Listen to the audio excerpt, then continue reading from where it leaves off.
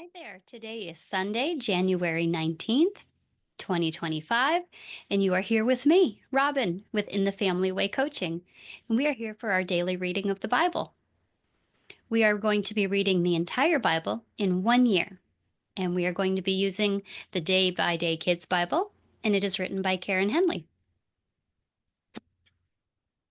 If you have your calendar out, I have mine. Go ahead and get your sticker ready because we're about to read the Bible in a few minutes. I wanted to just share a little bit first about my backdrop. You see that I have this tree, and that is my family tree since I am in the Family Way coaching. That is my family tree. So I just wanted to share that with you that is why I have selected this backdrop, and that is why it is a tree, because it's a representative of the family. And I consider all of you my brothers and sisters in Christ, so you are my family. And like a family, we look out for one another and we are there for one another. And that is why I named my business and my site In the Family Way Coaching. So I just thought I would share that little bit with you today. So thank you for being here with me, whether you are watching via YouTube or on my site or listening via Zencastr, or if you have found me on another podcasting site. Thank you so much for being here with me. I really do appreciate your sticking with me this year, and I hope that you are enjoying our Bible reading as much as I am. One thing I did forget that I wanted to mention, I know yesterday at the end of our reading, I said I wasn't exactly sure what I wanted to talk about in our discussion, but I did want to point out, and I had remembered after the fact as always, that when Jacob was blessing Joseph's sons, Manasseh and Ephraim, he placed his right hand on Ephraim's head and his left hand on Manasseh's head.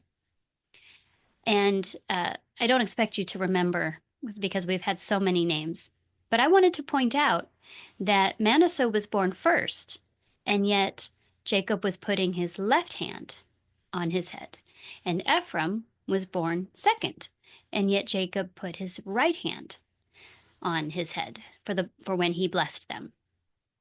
So this is significant because it is symbolic of the right to be considered the dominant side.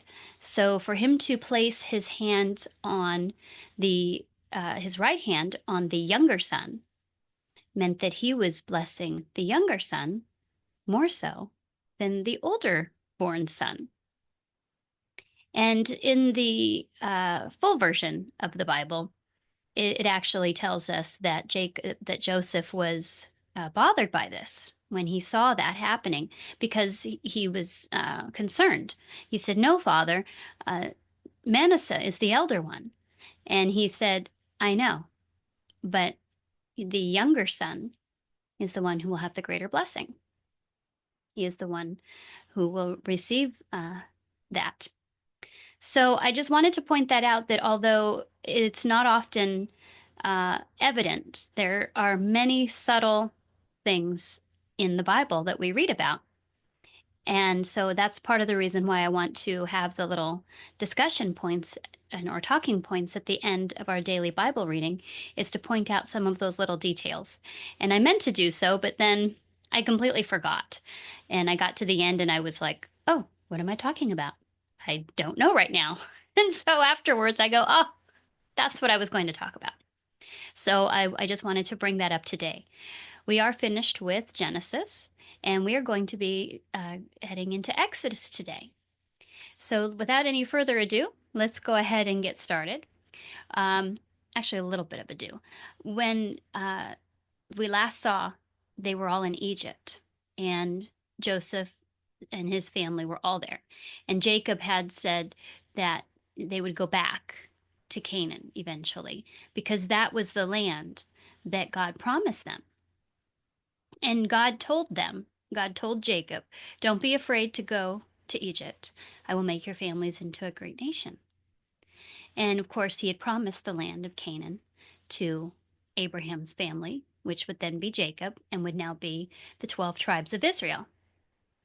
So we see that Jacob's family and all the 12 sons are now expanding into becoming a great nation in Egypt. So we're going to see in Exodus what happens with this great family now that they have become so great in a foreign land. And that's where we're going to pick up in Exodus.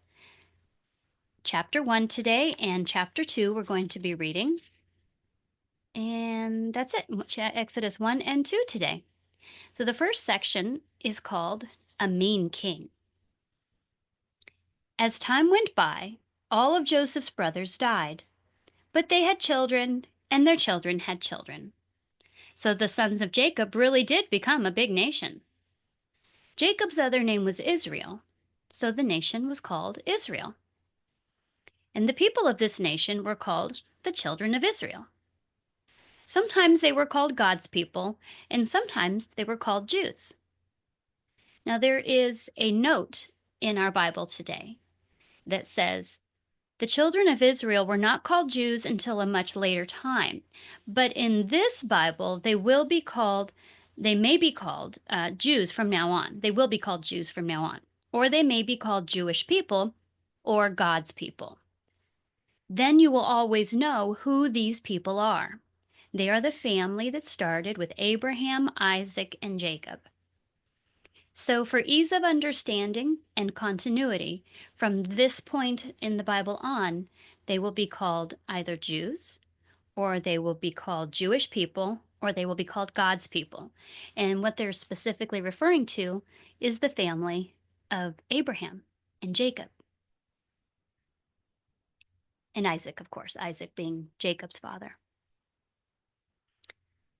Now a new king came into power in Egypt, and he didn't know about Joseph.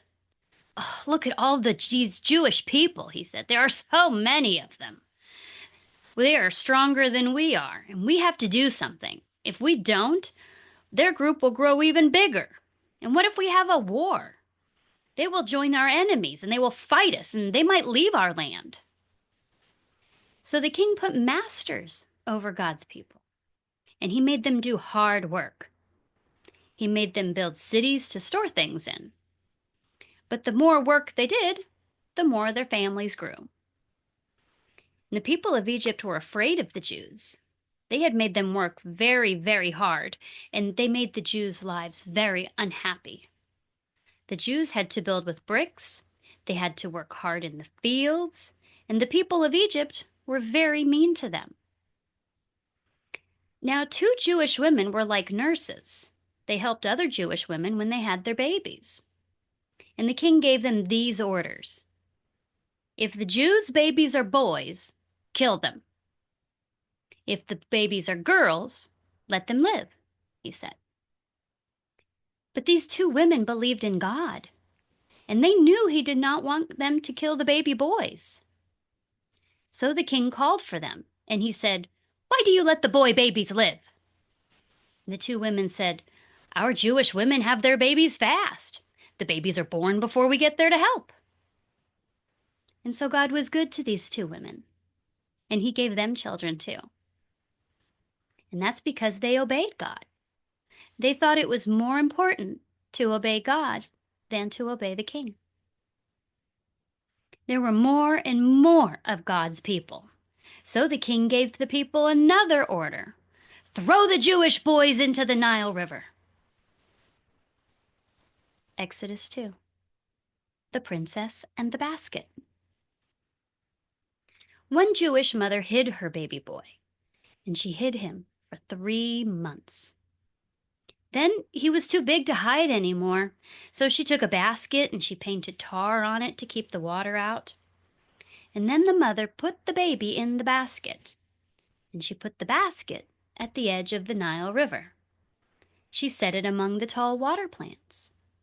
And the baby's sister stayed a little way off, and she watched to see what would happen.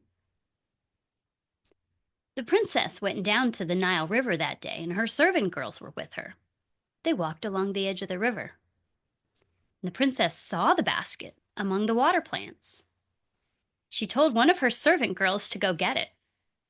And when the princess opened the basket, she saw the baby, and he was crying, and the princess felt bad for the baby. "This is a Jewish baby," she said. Then the baby's sister spoke up to the princess. "Shall I go find you a Jewish woman? She could take care of the baby for you." "Yes," said the princess. So the baby's sister went and got the baby's mother. The princess told her, "Take care of this baby for me, and I'll pay you for it." And so the baby's mother took him home, and she took care of him for the princess. And he grew from a baby to a young boy. And then one day, his mother took him back to the princess. And the boy became the son of the princess. The princess called him Moses. This means, his name sounds like the Jewish word that means pull out. The princess said, "I pulled him out of the water." And that is a quick story for today. At least it felt very vast. And that is the end of our reading for the day. So we are seeing that God's people are becoming a big nation.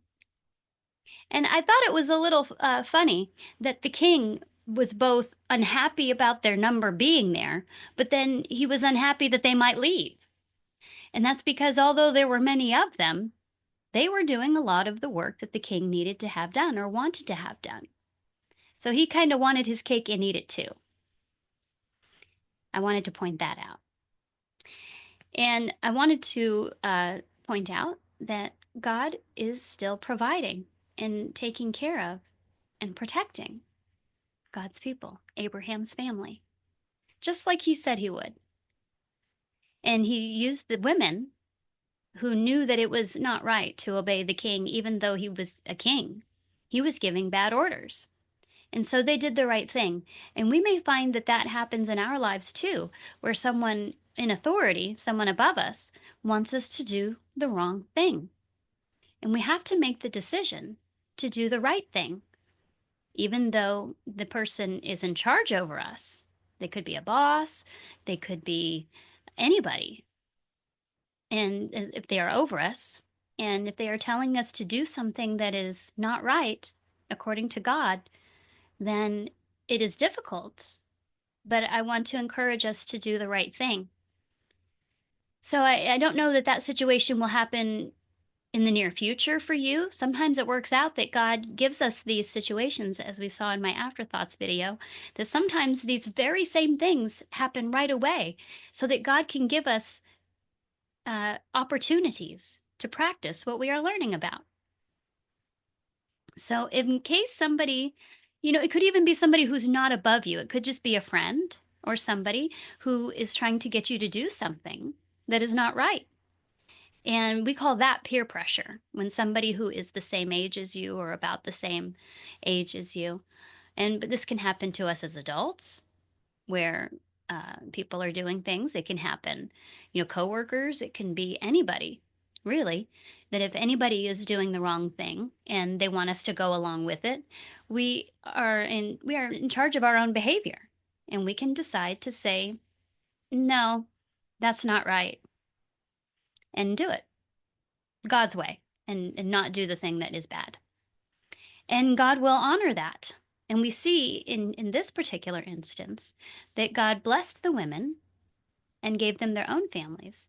And God protected them too, because we do not see them receiving any consequence for having disobeyed the king. God protected these women.